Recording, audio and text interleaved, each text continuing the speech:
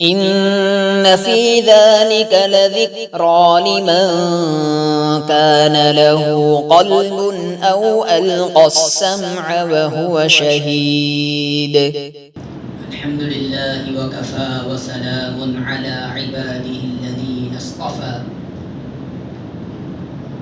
أما بعد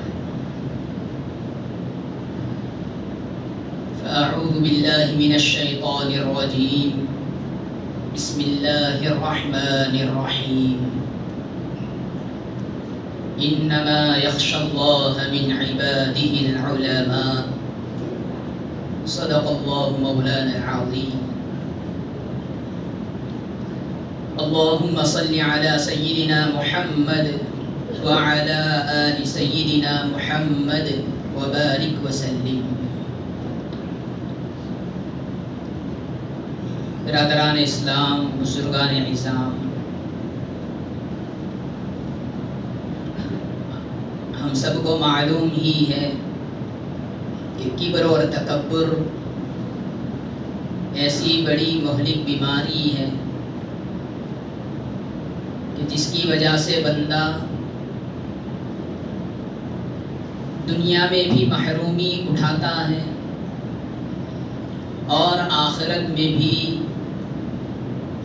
ذلت و رسوائی اس کا مقدر ہوگی. دنیا میں محرومی یہ ہے کہ بندہ اللہ رب العزت کی نگاہ محبت سے گرا ہوا ہوتا ہے. آخرت میں ذلت و رسوائی یہ ہے جیسا کہ حدیث پاک میں موجود ہے. رسول اللہ صلی اللہ علیہ وسلم نے ارشاد فرمایا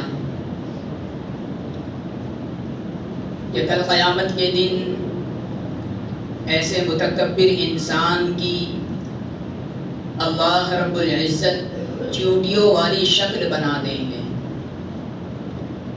یعنی شکل انسان کا ہو اور اس کی سائز چیونٹیوں کی سی ہو جائے گی، بالکل چھوٹی سی. پھر میدان محشر کا مجمع اس چوٹی جیسی شکل والے انسان کو اپنے پیروں تلے روندے گی. اللہ فرمائیں گے دنیا میں تو سر اٹھا کر چلتا تھا،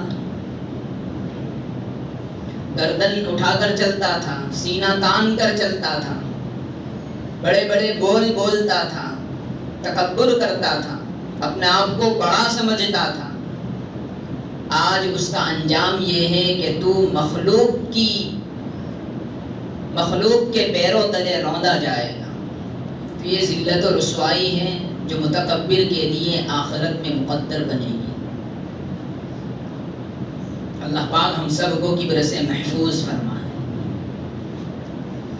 کبر کی 3 اقسام ہیں، 3 قسمیں ہیں، 3 پرکار ہیں اور تینوں ہی برے ہیں. کبر کی پہلی قسم یہ ہے کہ بندہ اللہ رب العزت کے ساتھ تکبر کرے، اللہ کے مقابلے میں تکبر کرے. یہ وہ تکبر ہے جس کا شکار فرعون ہوا تھا، جس کا شکار نمرود ہوا تھا. گویا یہ تکبر فرعون اور نمرود والا تکبر ہے جو اللہ کے مقابلے میں ہو. فرعون نے دعویٰ کیا تھا انا ربکم الاعلی، میں بلند و بالا رب ہوں. خدائی کا دعویٰ کیا تھا اللہ کے مقابلے میں.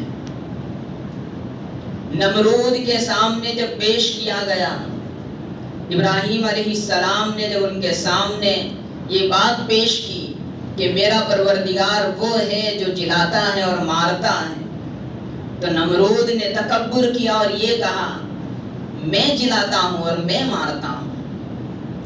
یہ تکبر گویا اللہ کے مقابلے میں ہے، اللہ کے ساتھ تکبر کر رہا ہے. دوسرا تکبر کی دوسری قسم وہ ہے کہ بندہ نبی کے ساتھ تکبر کرے. نبی کے ساتھ تکبر جیسا کہ مشرکین مکہ نے کیا تھا. رسول اللہ صلی اللہ علیہ وسلم جب قرآنی آیات سناتے تھے، قرآن کی دعوت دیتے تھے ہدایات کی، تو مشرکین یہ کہتے تھے قالوا لولا نزل هذا القرآن على رجل من القريتين عظيم، کہ قرآن نازل ہوتا ہی ہے تو بھلا طائف اور مکہ جیسی بڑی بستیوں کے کسی بڑی ہستی پر کیوں نازل نہیں ہوتا، محمد ہی پر کیوں نازل ہو رہا ہے. نعوذ باللہ من ذلک. گویا ان کی نگاہوں میں رسول اللہ صلی اللہ علیہ وسلم نبوت کے اہل نہیں تھے، ان کو معمولی انسان خیال کرتے تھے اور یہ کہتے تھے کہ مکہ اور طائف جیسی بڑی آبادیوں کے کسی بڑے انسان پر کیوں نازل نہیں ہوتا. مشرکین رسول اللہ صلی اللہ علیہ وسلم کے بارے میں کہتے تھے کہ آپ جیسے بشر اور انسان کی ہم اطاعت نہیں کریں گے.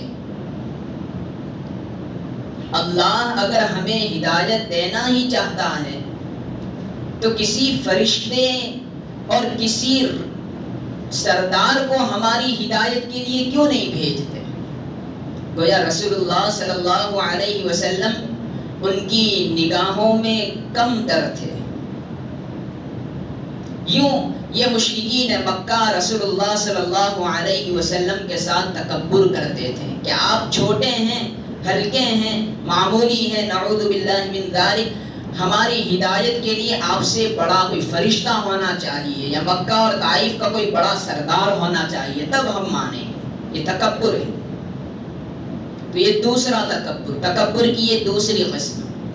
تیسری قسم یہ ہے کہ بندہ اپنے جیسے دوسرے لوگوں کے ساتھ تکبر کرے، اپنے آپ کو دوسرے لوگوں سے بڑا افضل سمجھے، بہتر سمجھے، لوگوں کی بتائی ہوئی حق بات کو قبول نہ کرے، تکبر کرے.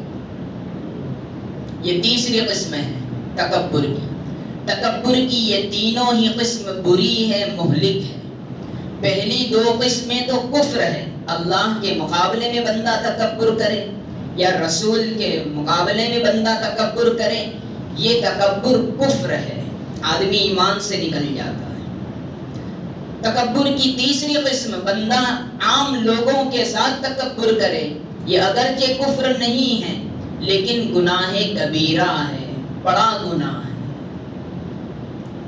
بہرحال یہ تکبر کی تین قسمیں ہیں. تینوں سے اللہ رب العزت ہم سب کو محفوظ فرمائے. تکبر آدمی میں پیدا کیسے ہوتا ہے؟ تکبر کی وجوہات ہے، اسباب ہے. ان اسباب اور وجوہات سے اپنے آپ کو بچائیں گے انشاءاللہ ہمارے اندر موجود تکبر مٹے گا. تو ان وجوہات کا معلوم ہونا بھی ضروری ہے. پہلی وجہ جس کی وجہ سے آدمی میں تکبر پیدا ہوتا ہے وہ ہے علم. علم یہ تکبر کو پیدا کرتا ہے.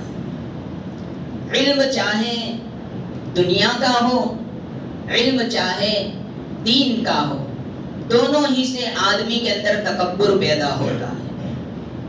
اگر آدمی اپنی اصلاح نہ کرے، اپنی نگہبانی حفاظت نہ کرے، اپنے آپ کو تکبر سے بچانے کے اسباب اختیار نہ کرے تو بندہ علم کی وجہ سے متکبر بن جاتا ہے. کیونکہ علم صفت ہے اللہ رب العزت کی. اللہ کی صفت ہے علم. اللہ کا ایک صفتی نام ہے عالم، علیم.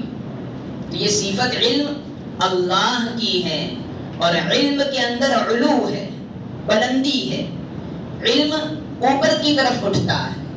تو علم کے اندر علو ہے، بلندی ہے. تو یہ علم جس کے سینے میں ہوتا ہے اس کے اندر بھی علو اور برتری اور بلندی آ جاتی ہے. تو پہلا سبب جو تکبر کا ہے وہ علم ہے. علم کی تکبر ہی کی وجہ سے آدمی بہت سی مخلوق کو اپنے سے ہلکا سمجھتا ہے، عام انسانوں کو الو سمجھتا ہے، بے وقوف سمجھتا ہے، کمتر اور گھٹیا سمجھتا ہے، اپنے آپ کو سمجھتا ہے کہ میں بڑا عالم ہوں، میں علم والا ہوں، اپنے بارے میں سمجھتا ہے کہ میں کوئی ہستی ہوں، اپنے بارے میں سمجھتا ہے کہ میں کوئی چیز ہوں، اپنے بارے میں سمجھتا ہے کہ میں جو کہوں وہی ہو، میرے مقابلے میں کسی کی رائے نہ ہو۔ یہ علم کا تکبر ہے جو اس کی زبان سے نکلتا ہے۔ اسی وجہ سے، اسی علم کے تکبر کی وجہ سے اللہ رب العزت نے یہود علماء کو ہدایت سے پھیر دیا۔ اللہ فرماتے ہیں سأصرف عن آیاتی الذین یتکبرون فی الارض بغیر الحق، کہ جو ناحق زمین میں تکبر کرتے ہیں انہیں میں اپنی آیات سے پھیر دیتا ہوں۔ یہود علماء اپنے علم کی وجہ سے تکبر کا شکار ہوئے، اللہ رب العزت نے انہیں اپنی آیات سے ہدایت سے پھیر دیا اور گمراہ بنا دیا۔ تو علم کی وجہ سے آدمی ہدایت سے بھی محروم ہو جاتا ہے، یعنی علم سے تکبر پیدا ہو، تکبر کا علاج نہ ہو تو بندہ ہدایت سے بھی محروم ہو جاتا ہے۔ بندہ علم کے تکبر میں مبتلا ہو تو نور علم سے بھی محروم ہو جاتا ہے۔ تاریخ میں ایک شخصیت کا تذکرہ ہے، ابو الفیض فیضی، بڑے اعلیٰ درجے کا عالم، بڑی ذہانت کا مالک، ایسا بڑا عالم کہ اس کے علم کا اندازہ لگائیے کہ اس نے قرآن پاک کی تفسیر لکھی۔ تفسیر لکھنا کوئی آسان کام نہیں ہے، بہت مشکل کام، بڑا کام ہے۔ اس نے قرآن پاک کی تفسیر لکھی، اور تفسیر بھی ایسی لکھی جو بے نقط، یعنی ایسی تفسیر کہ جس میں ایک بھی نقطے والا حرف نہیں۔ عربی کے 29 حروف ہیں، الف با تا ثا جیم ہا، اس میں سے 14 حروف تقریباً نقطے والے ہیں۔ با اس میں نقطہ آتا ہے، تا اس میں 2 نقطے آتے ہیں، ثا اس میں 3 نقطے آتے ہیں۔ تو جتنے بھی نقطے والے حروف ہیں، ان نقطے والے حروف میں سے کسی ایک حرف کو بھی اس نے استعمال نہیں کیا، اور ویسے ہی اس نے قرآن پاک کی تفسیر لکھی۔ گویا کم سے کم 14-15 حروف سے اس نے پورے قرآن پاک کی تفسیر لکھی۔ تو یہ اس کے علم کا اندازہ لگائیے۔ ذہانت بھی بڑی اعلیٰ قسم کی تھی، ایک مرتبہ کوئی بات سن لی بس اسے یاد ہو گئی۔ 2 بھائی تھے، ابو الفضل اور ابو الفیض، ایک چھوٹا ایک بڑا۔ دربار لگتا تھا، شعراء بادشاہوں کی منقبت پڑھا کرتے تھے، ان کی تعریفیں کیا کرتے تھے شعر و شاعری کے انداز میں۔ تو کوئی شاعر بادشاہ کے سامنے منقبت پڑھتا تو ایک بھائی جس کو ایک مرتبہ سننے کے بعد یاد ہو جاتا تھا تو وہ فوراً اٹھ کے بادشاہ کو کہتا یہ اشعار تو میرے ہیں۔ شاعر اپنے اشعار پیش کرتا، وہ اٹھ کے کہتا کہ یہ اشعار تو میرے ہیں، پھر بادشاہ کے سامنے فر وہ سنا دیتا تھا۔ چھوٹا بھائی جو 2 مرتبہ سن کر اس کو یاد ہو جاتا تھا، اس کی ایسی ذہانت تھی، تو وہ اٹھ کے اس کی تصدیق کرتا، ہاں یہ میرے بھائی کے اشعار ہیں، تو مجھے پہلے سے معلوم تھے، اس نے 2 مرتبہ سن لیا، شاعر سے سنا، چھوٹے بھائی سے سنا، تو اس نے کہہ دیا کہ یہ بھائی یہ اشعار میرے بھائی کے ہیں۔ تو یہ ان کی علمی صلاحیتیں تھی، یہ ان کی ذہانت اور حافظہ تھا، لیکن نور علم سے محروم کر دیے گئے تکبر کی وجہ سے۔ یہی وہ لوگ تھے جنہوں نے سب سے پہلے یہ فتویٰ دیا کہ جنتا کو، عوام کو بادشاہ کے سامنے سجدہ تعظیمی کرنا جائز ہے۔ اسلام میں سجدہ کرنا سوائے خدا کے کسی کو جائز نہیں ہے، اور یہی وہ بندہ تھا کہ جس نے یہ فتویٰ دیا کہ بادشاہ کو سجدہ تعظیمی جائز ہے۔